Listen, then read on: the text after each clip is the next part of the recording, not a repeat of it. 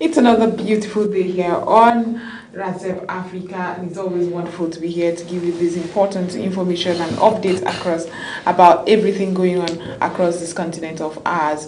Well, as usual, we'll start with the African news update and then get to a conversation that we'll be having this morning about Rivers State. Well, the Governor Similai Fubara came out to agree that he's part of a coalition now.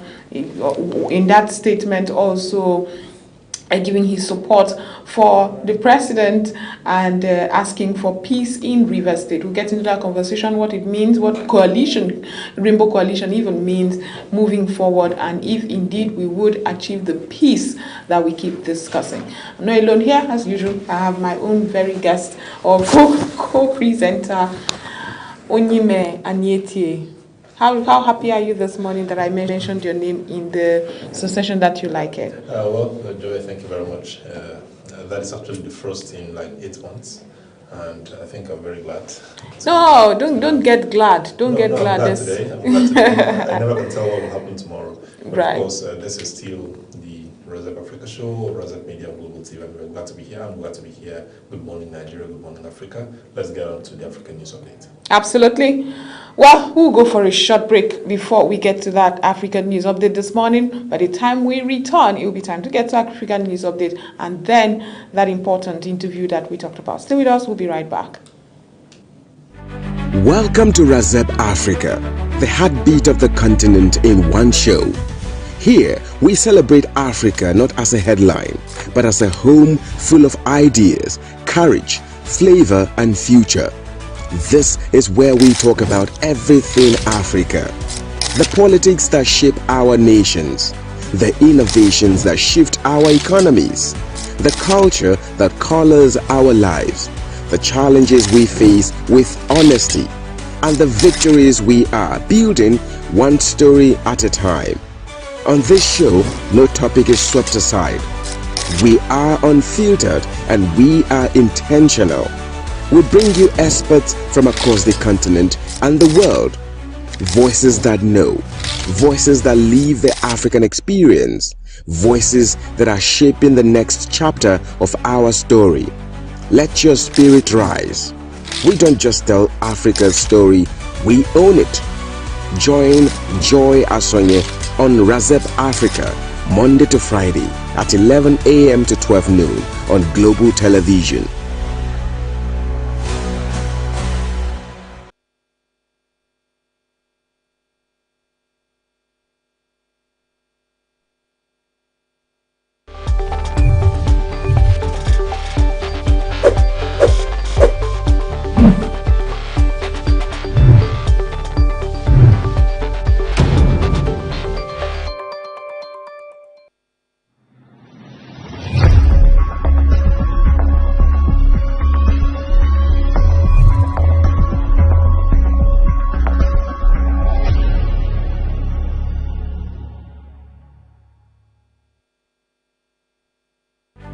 Welcome to Razep Africa, the heartbeat of the continent in one show.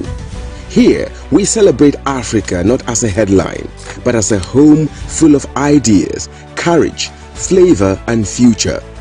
This is where we talk about everything Africa.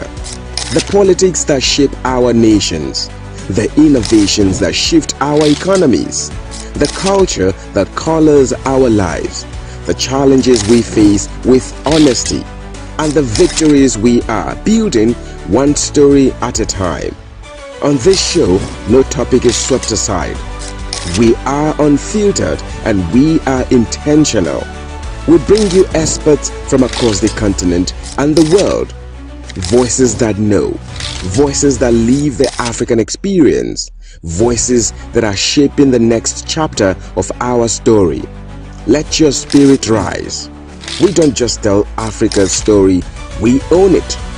Join Joy Asonye on Razep Africa, Monday to Friday at 11 a.m. to 12 noon on Global Television.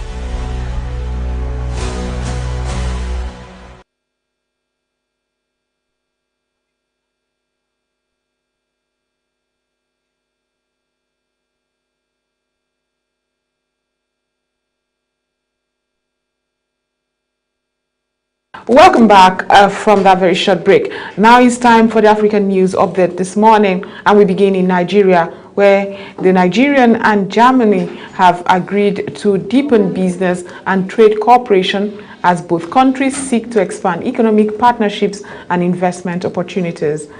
German Foreign Minister Johann Wadephul concluded a 2-day visit to Nigeria, holding talks with his Nigerian counterpart Bianca Odumegu Ojukwu in Abuja after engagement with business leaders in Lagos.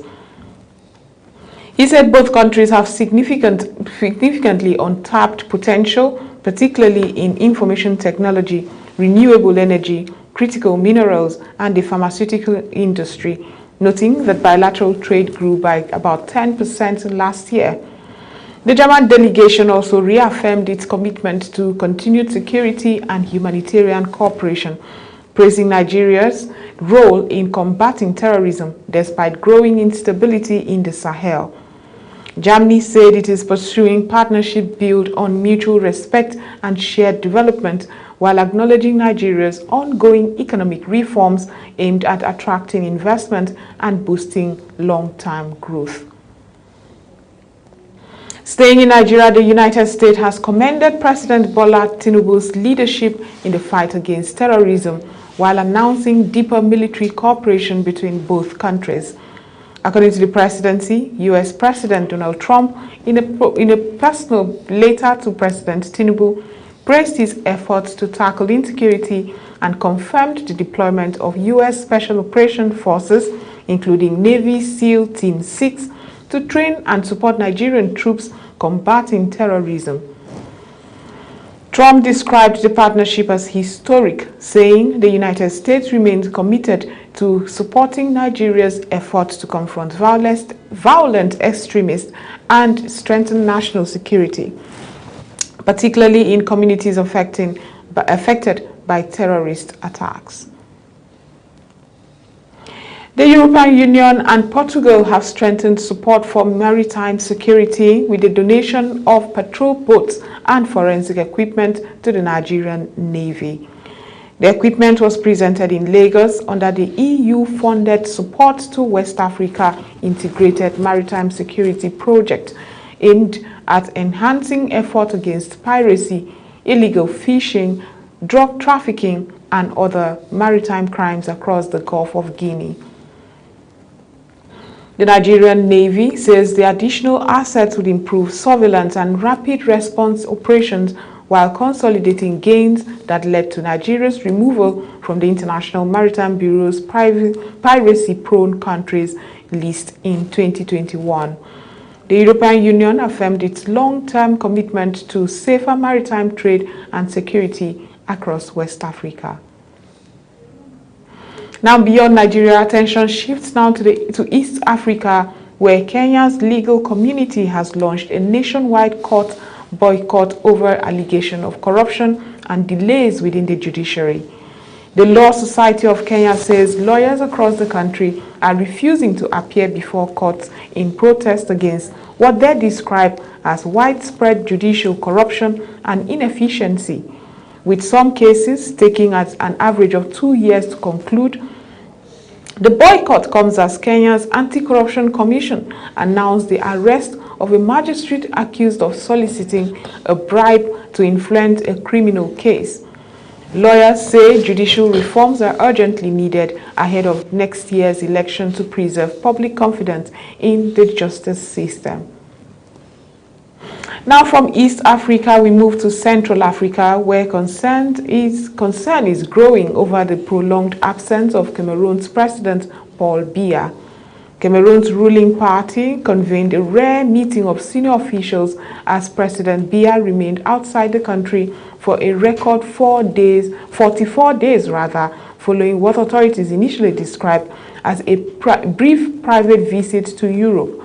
Although the government has provided no official update on his return, opposition parties have intensified calls for transparency regarding the 93-year-old leader's health and the continuity of governance, fueling renewed political debate ahead of the country's next electoral cycle. Now, health leaders are warning that funding cuts could reverse decades of progress in Africa's fight against major diseases. Speaking at the African Union Health Summit in Ghana, World Health Organization Director General Tedros Ghebreyesus urged African governments to increase domestic investment in healthcare as declining international aid threatens programs targeting HIV, tuberculosis, and malaria. Officials also raised concerns over the worsening Ebola outbreak in the Democratic Republic of Congo, warning that without stronger political commitment, local pharmaceutical production, and sustained financing, Africa's health security could face significant health setbacks. And finally, authorities in Madagascar are intensifying security operations following a sharp rise in child disappearances and killings. Police say 172 children were reported missing during the first half of the year, with 83 still unaccounted for and 8 confirmed death, prompting the deployment of joint police, military, and gendarmerie patrols across affected areas. The Catholic Bishops' Conference has also called for thorough investigations and stronger actions to tackle violence and impunity, while transitional authorities have linked the incident to attempts to further destabilize the country amid continuing political uncertainty.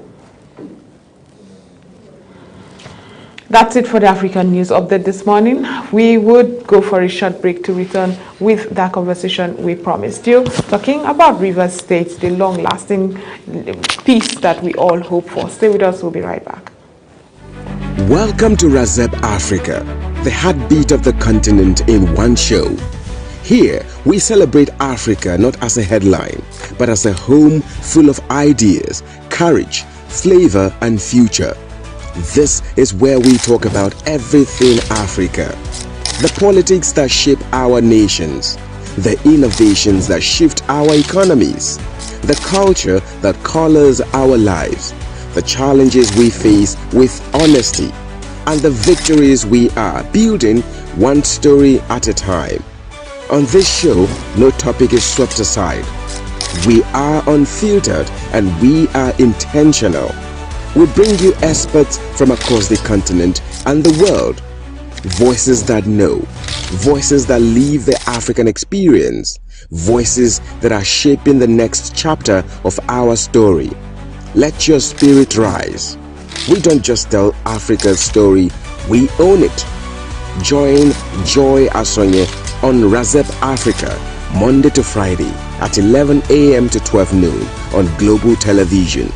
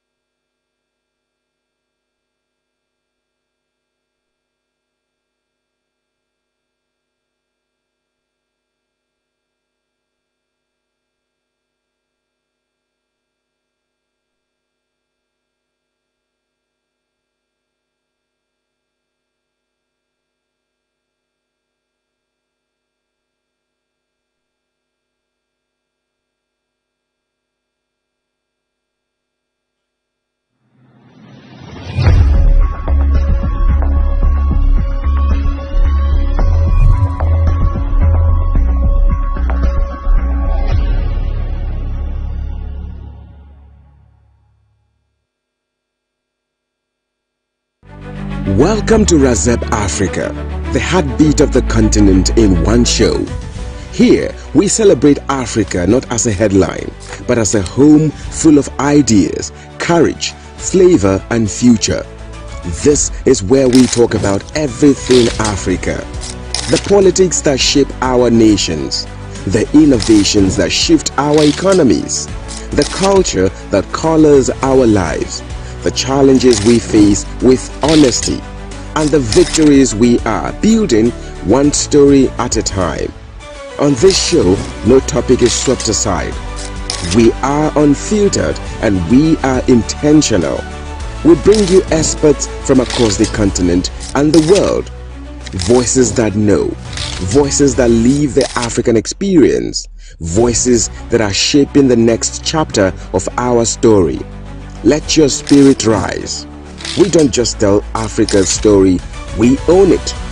Join Joy Asonye on Razep Africa, Monday to Friday at 11 a.m. to 12 noon on Global Television.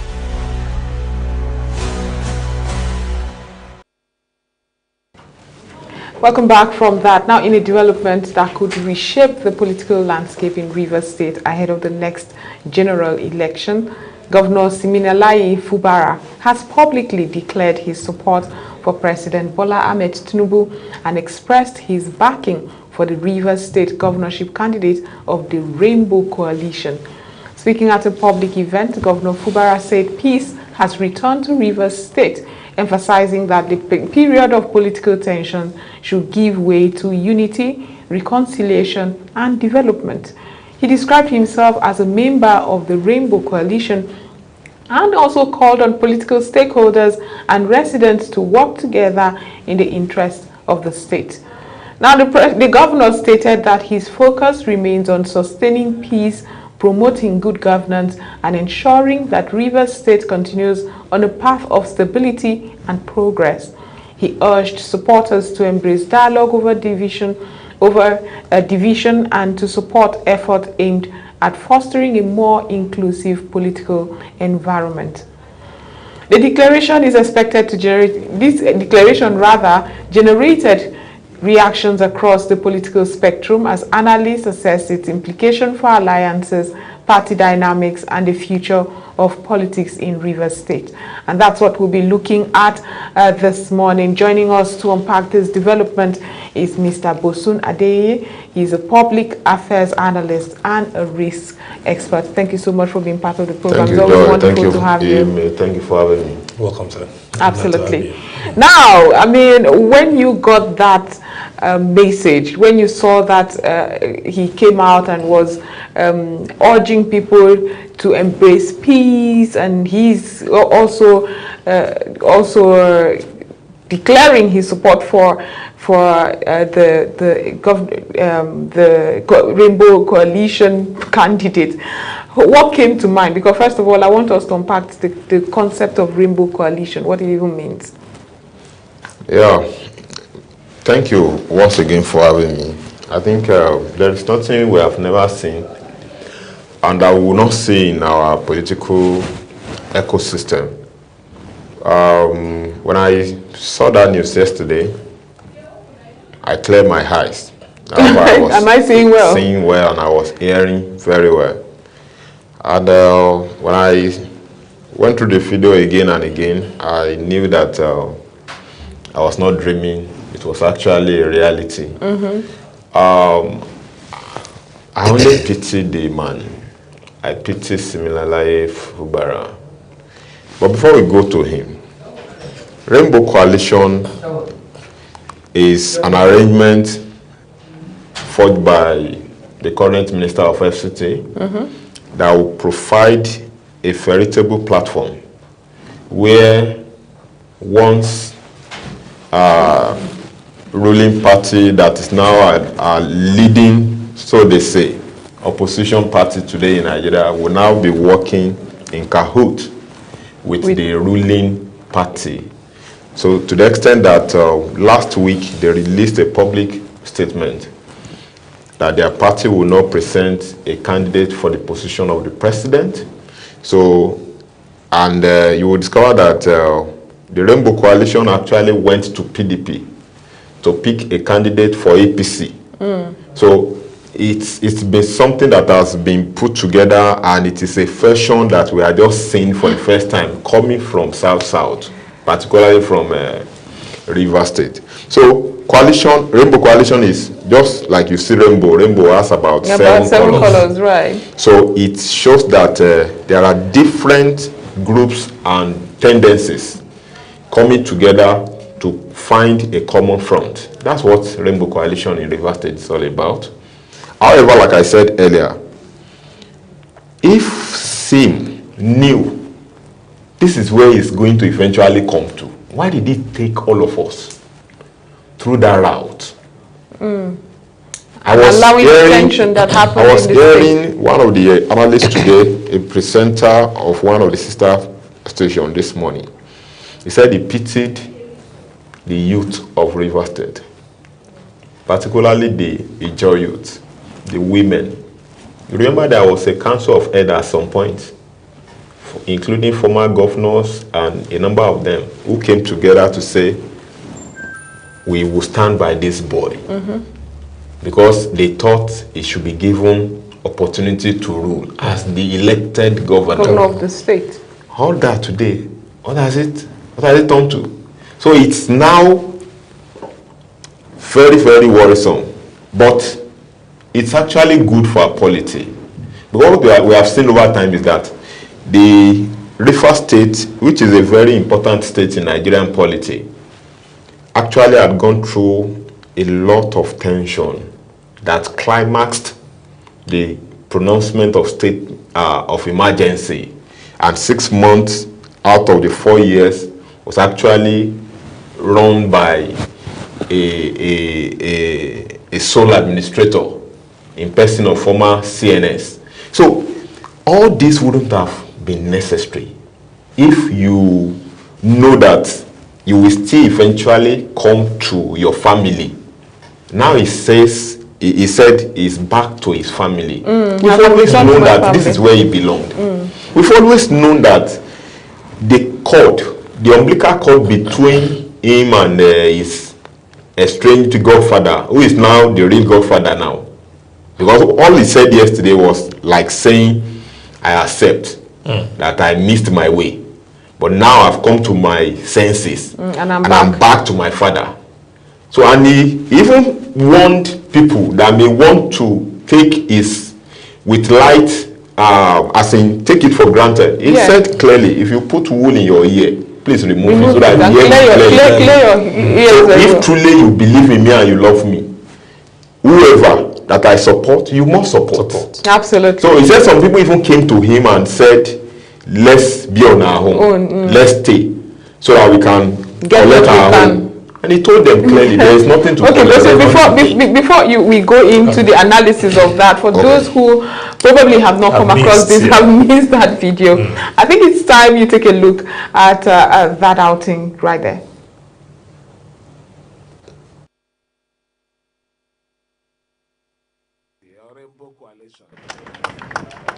President Ahmed Bola Tinubu is our president and is the one we are supporting. Okechinda is the governorship candidate that I am supporting, and anybody who believes in me will support. Everything available and even possible for you to operate smoothly. So let me assure you on behalf of the government that you have our total support and our backing to succeed in these projects. For the Obiakpo, let me stand on the assurance of the chairman that every other support that you also need is going to give to you. I think for a very long time I've not stood before you people. So let me say something here. It is little of politics, eh? We have made peace in the States. And we have a total, and I am supporting our Rainbow Party, our Rainbow Coalition. President Ahmed Bola Tinubu is our president and is the one we are supporting. Okechinda is the governorship candidate that I am supporting, and anybody who believes in me will support. And every candidate that is under the rainbow. For those of you who are saying, hey, let's stay, we want to collect something before we run. There's nothing to collect. I am already in the family. I've gone back to our family. So please, wherever you are, give your total support to that coalition. we need to move forward. The time of war is over. It's time of peace. And this peace is taking us to another level. What you lose here, you gain in another place. That is about life.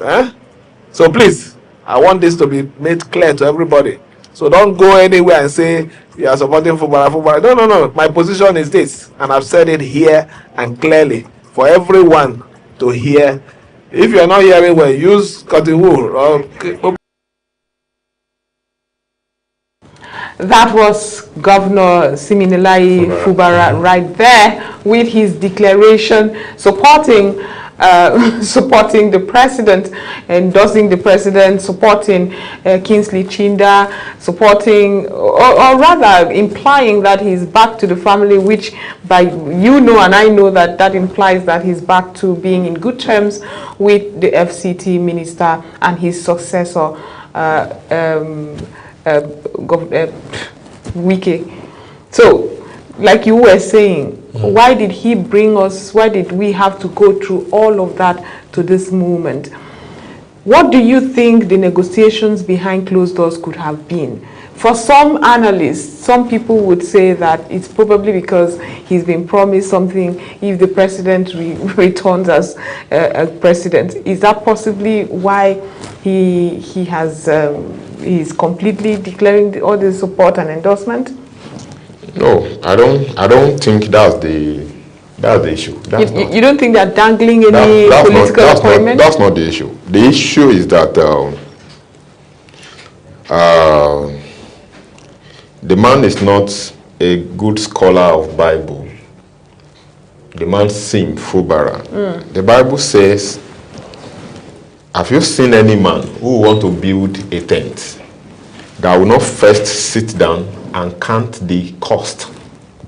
This man decided to build a tent without trying in any way to count the cost, to know whether it is something that he can actually sustain and see to a conclusion before he went into it. I've said it in different fora and on media platforms like this, that there is no justification for the grandstanding that Fubara had maintained in the last 3 years. No justification at all. Because we know the story behind how he came. Here was a guy who was in the civil service of Rivers State. From nowhere, he was given rapid promotions and became an Accountant General of the state. Because the guy who was holding the string knew where he was taking him to.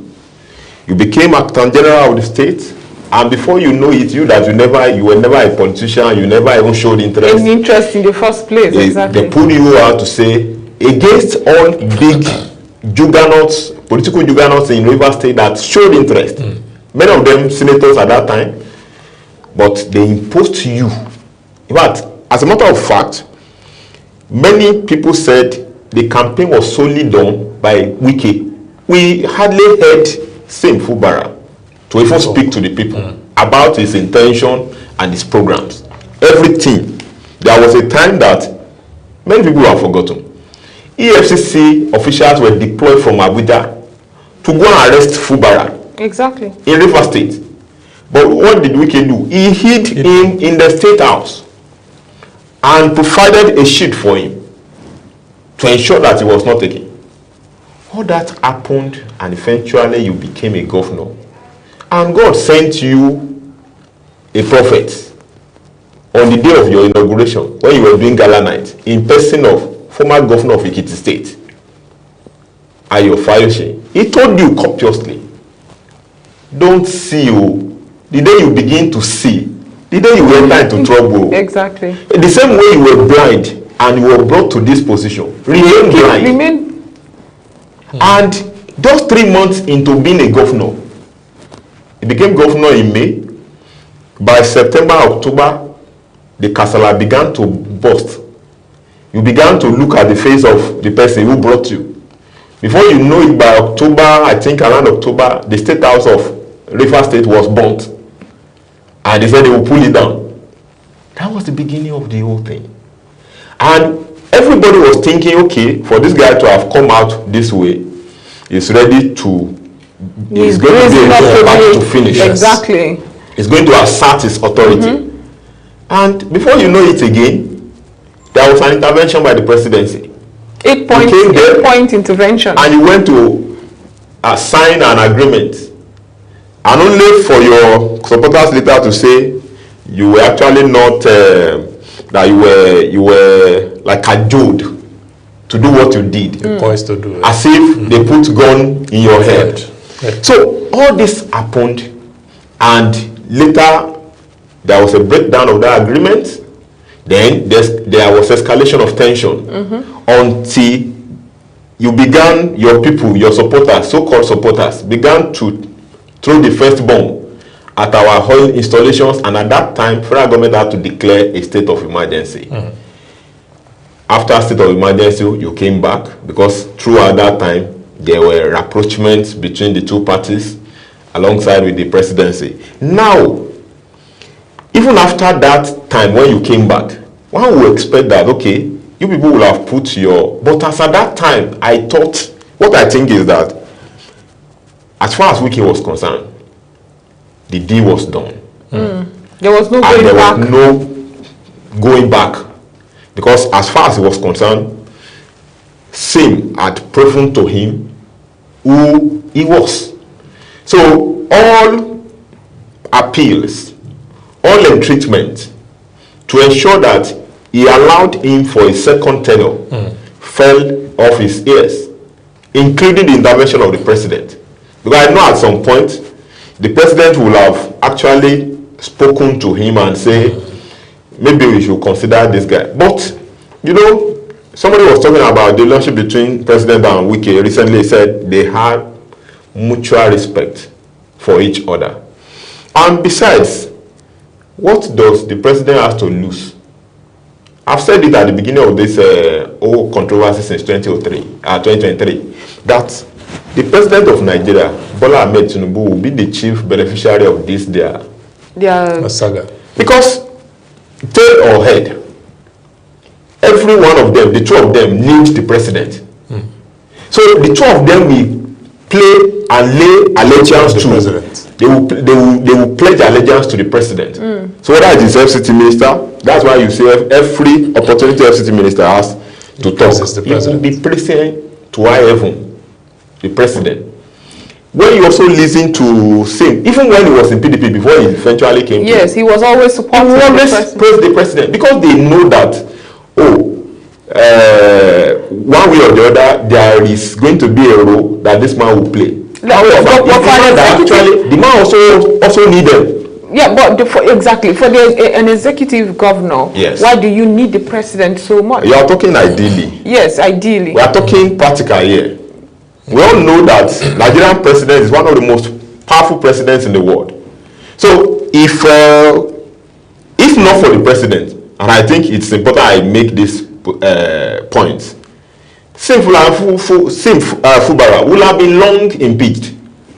Some Nigerians who were gullible were condemning the president when he declared state of emergency. And I've told people, and many a times I've seen people who also know, I'd come to the television to say exactly what I said that time, that what happened within that 6 months was what saved Sim Fubara. The state house, populated by the majority supporters of Wike, will have impeached him, and nothing will happen. So that gave a window for him to come back and maintain this, whatever it is in the last 9 months or so, which will make him to rule the state till May next year. So, however you look at it, half a loaf, they say, is better than none. Because if he had been impeached at that boiling time, particularly early last year, when the bombing of oil districts started, Sim will have been a gunner, and nothing will happen. However, now that all that had been put behind us, Sim, for me, has come back to his senses, and is saying that I am not ready to listen to any contrary opinion. I've made up my mind. You will remember also, during that time when he was on 6-month state of emergency, he went to a church. Conspicuously, he said something. He said, all of you that are even troubling me, who tells you that I have interest to go back to that state? I don't know whether I remember. So here is a guy that all along, maybe people were just pushing him. He's not a power-drunken person. Maybe just feel, is it not to become a governor? I've been a governor.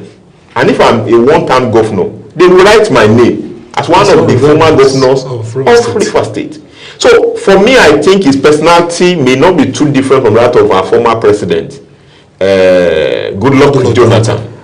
There are certain people who don't actually see. Why then did he purchase farms? That's what I'm saying. My grasp with Fubara is just that he took us through a tension. He took us through a tortuous journey when he knew that he didn't have enough liver, like they will say in our local parlance, to actually follow this through. So he will have just pledged an allegiance to his godfather and said, the way you want it, I will run it. Yeah. So that you don't put, many people have become arch enemies of Wike in the course of this journey. But what does it say about our democracy? I mean, forget the ideal situation. Yes. As practical as it is, we are having a governor who it seems like loyalty was expected. That in itself is very troubling for our democracy. If there will be tension, there will be chaos if you don't submit or show loyalty to your successor or your predecessor. Let me tell you this: most Nigerians are hypocritical. And that's why, one of the reasons why I like Wike as a person is because the guy is not too much different from Trump. When Trump is coming for you, he will tell you, I'm coming for you. If Trump wants to attack you, he will tell you, I will attack you. He doesn't play this diplomatic, he comes straight. And that's Wike for you. When everybody was campaigning and was jostling for the position of governor to replace him, at a point he said, he didn't have any preferred candidate.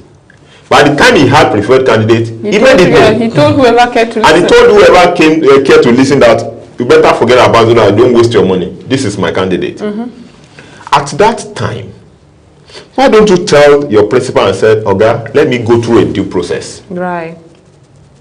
Don't do anything to favor me. But if you can enjoy all those privileges, do everything for you.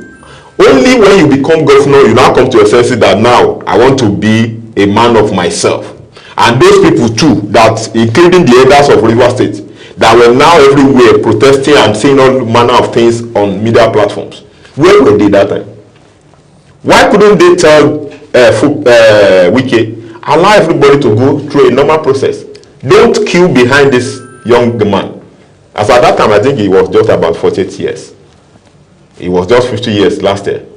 Is it last year or even early this year? So you will have told him to say, we love you. We don't want you to become caged. We don't want you to become confined. Please don't fall for this trap that is being set for you by Wike. Allow, if he wants you for this position, tell him that I want to go through a normal process. Go through a normal primary and see whether he will win or not. You have mentioned elders and maybe stakeholders of River State. Now the announcement has been made, and of course, ideally, like she said, because I wanted to nail that. Okay. Ideally, what happens in River State is not an ideal democracy, and that's why I traced the root. That even what produced Fubara was not an ideal democracy. Oh, okay. So democracy was put in a cocoon, in a coffin. So if he enjoyed it at that point, why will he now be crying foul? Why?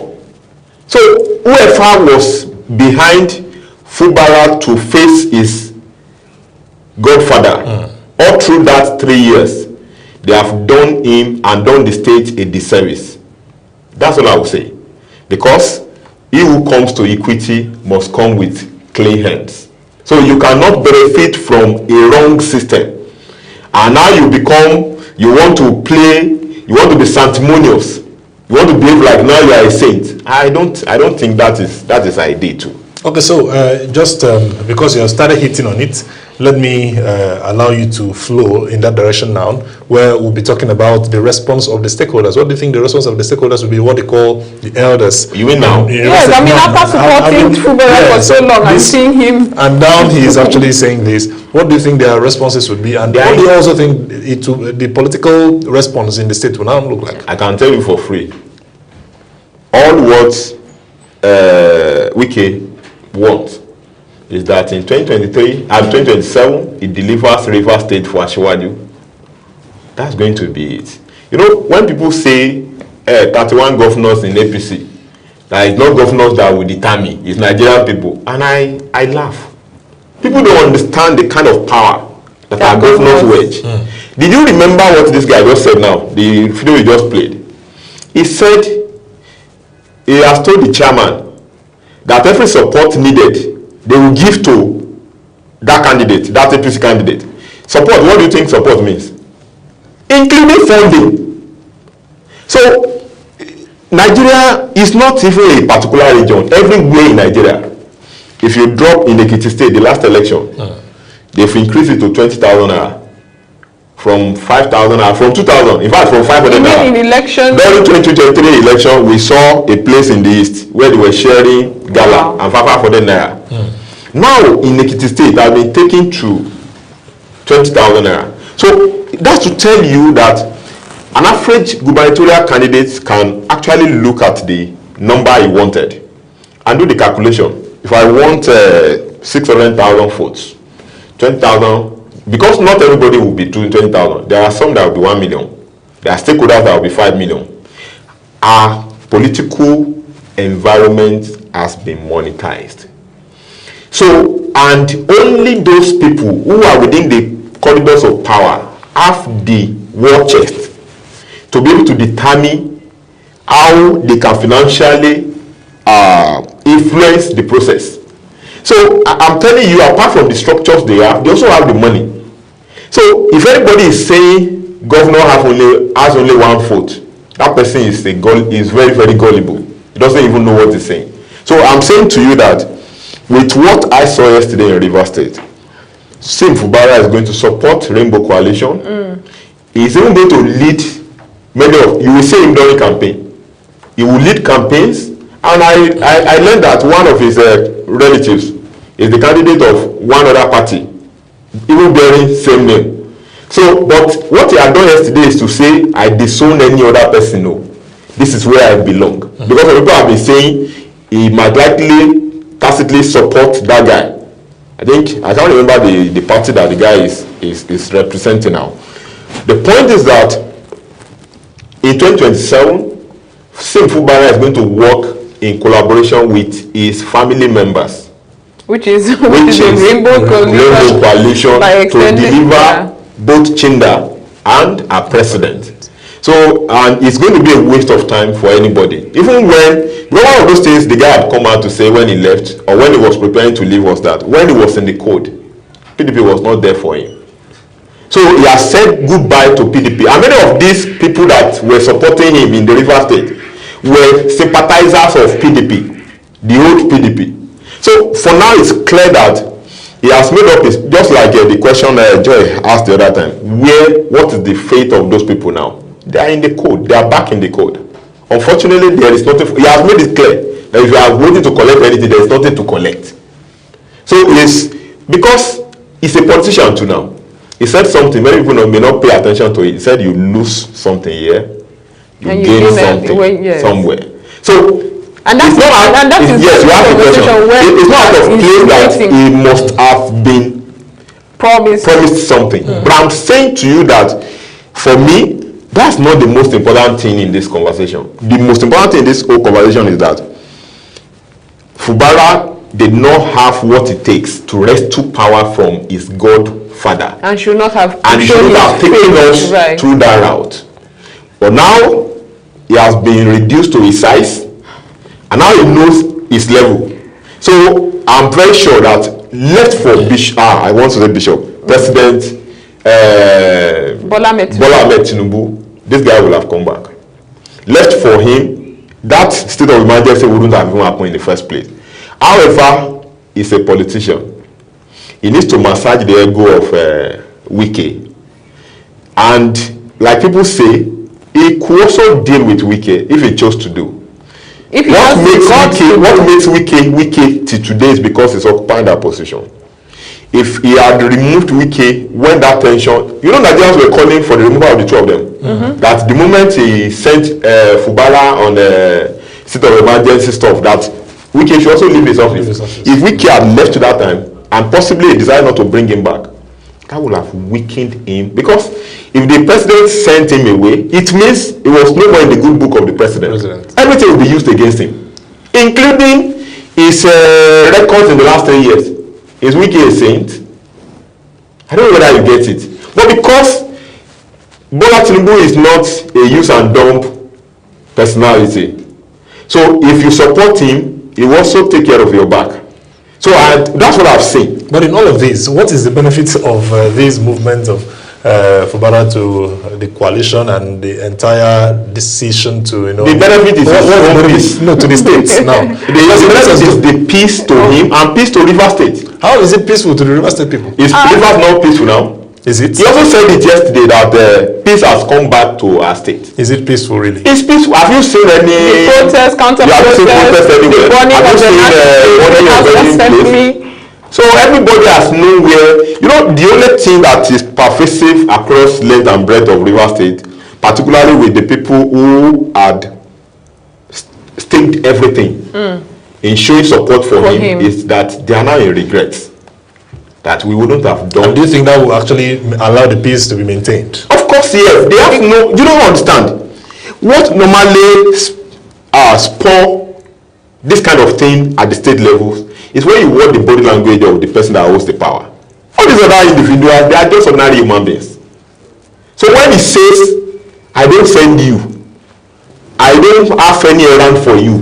So whoever is it that was planning anything before, you will maintain, you will comport yourself. So when you see crisis like we see today in Odoso State, it's because the gladiators are not showing that there should be peace. So they were chanting the kind of songs that send messages to their followers that we have to get it by force. But when leaders are not just showing the body language but speaking it that I want peace, this is where I belong, that my ambition does not want the blood of anyone. So that naturally calms tension. It calms the nerves of whoever that may be enraged and may want to show like we have seen in the past. So I can tell you peace had returned to River State. And with what happened yesterday, more peace that will be felt by everybody, including Nigerian economy, has returned. But as it stands, SIM does not now have a successor. Who? SIM Fubara. The Chinda He doesn't have who take over from him. Chinda is not from him. Wait, you are taking me. Maybe I would say you are confusing me. Are you also implying that gubernatorial position in Nigeria should become automatically a godfather status? No, I'm not implying. And again, but you can't have two godfathers in a place. Exactly. Right. Because Wike is already a godfather status. He is occupying that position. So any attempt by SIM to rescue that, just like president in Lagos. So Fashola cannot wake up and say, now because I succeeded you, I should produce who succeeded me. Even if he would do that, he would do it diplomatically. He was on a platform. Fashola was on a platform yesterday night. And he was asked that, does he feel fulfilled now? Because it looks like his own preferred candidate, when he was leaving office, is the one that will take over from Sanwo-Olu now. But have you ever seen Fashola anywhere flexing muscle? Of course not. Saying that I'll be the one. I think he understands. He has maintained. He understands power. This thing. He had remained obedient up to that yesterday night. He spent better time to analyze programs of the president. Absolutely. Showing his defense of him. He was someone asked at a point that, what will you consider the greatest failure of this government and the best? And he said, if he will do that, he has the ears of the president. He will not say it on television. That's loyalty. Exactly. Loyalty we talk about. You remember when he was being screened as a minister? He said this subject of loyalty is something that is so serious. That loyalty can make you to take bullets on behalf of somebody you are loyal to. So, in the real actual sense, what I was saying all along was that Sim did not show loyalty. And it's not showing loyalty made him to land where he has landed today. Absolutely. However, let's make it clear that what has happened in the last 3 years in Rivers State is not a display of an ideal democracy. Exactly. In an ideal democracy, when in my place they will say, when you give a goat to somebody as a gift, you let go the rope. You can't say, I want to give goat for you for your Christmas. And then you're still holding on to the rope, yeah. That's what democracy is all So about. we really have run out of time. I wish we could. But that has been Bosun Adeye. He is a risk expert and a public affairs analyst. Thank you so much for being part of today's edition. Thank you. And this is where we end today's edition. I am Joy Asoye saying thank you. I'm Humanity. I had to just cut in there before I change it for you. And to do well to have a wonderful day. We'll meet again tomorrow.